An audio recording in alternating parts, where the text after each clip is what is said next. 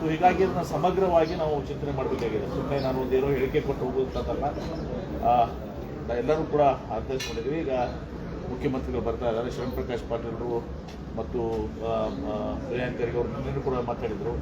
ನಾವೆಲ್ಲರೂ ಕೂಡ ಚರ್ಚೆ ಮಾಡಿ ಏನೇನು ನಮ್ಮ ಸಮಸ್ಯೆಗಳು ನನಗೆ ಗೊತ್ತಿದೆ, ಅವರ ಇಲ್ಲಿಯ ಸಮಸ್ಯೆಗಳನ್ನ ಪ್ರಿಯಾಂಕ್ ಖರ್ಗೆ ಅವರು ಮತ್ತು ನಮ್ಮ ಶರಣ್ ಪ್ರಕಾಶ್ ಪಾಟೀಲ್ ಗೊತ್ತಿದೆ. ನಾವೆಲ್ಲ ಕಲೆಕ್ಟಿವ್ ಆಗಿ ಮುಖ್ಯಮಂತ್ರಿಗಳಿಗೆ ಅದನ್ನು ವಿವರಣೆಯನ್ನು ಕೊಟ್ಟು ಮುಖ್ಯಮಂತ್ರಿಗಳಿಂದ ಏನು ಸಾಧ್ಯ ಆಗ್ತದೆ ಎಲ್ಲ ರೀತಿಯ ಸರ್ಕಾರಕ್ಕೆ. ಇನ್ನೊಂದು ಪ್ರಮುಖವಾಗಿ ರಾಜ್ಯ ಸರ್ಕಾರಕ್ಕಿಂತ ಕೇಂದ್ರ ಸರ್ಕಾರದ ಜವಾಬ್ದಾರಿ ಭಾಳಷ್ಟಿದೆ. ಕೇಂದ್ರ ಸರ್ಕಾರದ ಹಾಕ್ತೀನಿ ನೋಡಿ. NDRF ನಾಮ್ಸ್ನಲ್ಲಿ ಏನು ಕ್ರಾಪ್ ಲಾಸಿಗೆ ಏನು ಪರಿಹಾರ ಸಿಗ್ತದೆ, 2 ಹೆಕ್ಟರ್ಗೆ ಸುಮಾರು 1 ಹೆಕ್ಟರ್ಗೆ ಸುಮಾರು 8,500 ರೂಪಾಯಿ, 2 ಹೆಕ್ಟರ್ನ 17,000 ರೂಪಾಯಿ.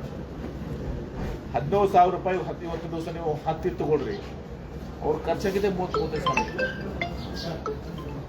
ಅವ್ರ ಬೀಜ, ಗೊಬ್ಬರ, ನಾಟಿ ಮಾಡೋದೆಲ್ಲ, ಅದಕ್ಕೂ ಕೂಡ ತುಂಬ ಸಹ ಕೂಲಿ ಎಲ್ಲ ಕೊಡ್ಕೊಂಡು ಒಂದು ದಿವಸ ಅದಕ್ಕೂ ಅದು ಸಾಲದಿಲ್ಲ. ಮತ್ತು 2 ಹೆಕ್ಟರ್ಗೆ ಲಿಮಿಟೆಡ್ ಇರೋದು, 2 ಹೆಕ್ಟರ್ನ 5 ಎಕರೆ ಅಷ್ಟಕ್ಕೆ ಕೊಡ್ತದೆ. ಎಲ್ಲ ಸಮಸ್ಯೆಗಳು ನಮಗೆ ನಾವು ಮುಖ್ಯಮಂತ್ರಿಗಳಿಗೆ 3 ಮಂದಿ ಜನ ಚರ್ಚೆ ಮಾಡ್ತೀವಿ. ಅದಕ್ಕೆ ನಾನು ಬೇಗ ಬಂದಿದ್ದೀನಿ, 1 ಗಂಟೆ 3 ಮಂದಿ ಚರ್ಚೆ ಮಾಡಿ ಸಾಮೂಹಿಕವಾಗಿ ಒಂದು ದಿವಸ ಆ ಮುಖ್ಯಮಂತ್ರಿಗಳಿಗೆ ಮನವೊಲಿಸಿ ಮತ್ತು ಕೇಂದ್ರ ಸರ್ಕಾರಕ್ಕೂ ಕೂಡ ನಡೆಸಿ ಕೇಂದ್ರ ಸರ್ಕಾರದ ಕಾಯ್ದೆ ವಿಜೇಂದ್ರ ಅವರು ಅದೇ ಹೇಳ್ತಾ ಇದ್ದಾರೆ, ಕೇಂದ್ರದ ಕಡೆ ಬಟ್ ಮಾಡಬೇಡಿ, ಫಸ್ಟ್ ನಿಮ್ ಪರಿಹಾರ ರಾಜ್ಯ ಸರ್ಕಾರದ ಕೆಲಸ ಮಾಡಿ. ಇವತ್ತು ಸ್ಪೆಷಲ್ ಪ್ಯಾಕೇಜ್ ಘೋಷಣೆ ಮಾಡಿ ಬರಲಿ ಅಂತ ಹೇಳ್ತಾರೆ ಅವರು. ಚರ್ಚೆ ಮಾಡ್ತೀವಿ ನಾವೀಗ. ಈಗ ಕೇಂದ್ರ ಇಷ್ಟೆಲ್ಲ ಕೇಂದ್ರ ಸರ್ಕಾರ ಯಾರು ಹೇಳಿದ್ರು? ಬಿಜೆಪಿ ಹೇಳ್ತಾರ? ವಿಜೇಂದ್ರ ಹೇಳ್ರಿ. ಅಲ್ಲಿ ಅಪರ ಭದ್ರ ಯೋಜನೆ ಗೊತ್ತಲ್ಲ, ಏನಾಗಿತ್ರಿ? ಎಷ್ಟು ಘೋಷಣೆ ಮಾಡಿದ್ರು?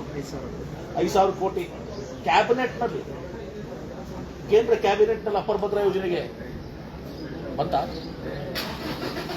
ನ್ಯಾಷನಲ್ ಪ್ರಾಜೆಕ್ಟ್ ಬಂತ. ನಮ್ಮ ಟ್ಯಾಕ್ಸಸ್ನಲ್ಲಿ ನಮ್ಮ ಡೆವಲ್ಯೂಷನ್ ಕೂಡ ಕೊಡ್ತಾ ಇರಲಿಲ್ಲ ಸರಿಯಾಗಿ. ಹೇಳು ವಿಜೇಂದ್ರಗೆ, ಹೋಗಪ್ಪ ಅಕ್ಕ ಅಪರ ಭದ್ರ ತಗೊಂಬ ಅಂತ ಹೇಳಿ. ಎಷ್ಟು ವರ್ಷ ಆಯ್ತು ಈಗ? ಲಾಸ್ಟ್ ಬಜೆಟ್ ಅಲ್ಲ, 4-5 ವರ್ಷ ಆಯ್ತು. ಸುಮ್ಮನೆ ರಾಜಕಾರಣ ಮಾಡುವಂಥದ್ದು.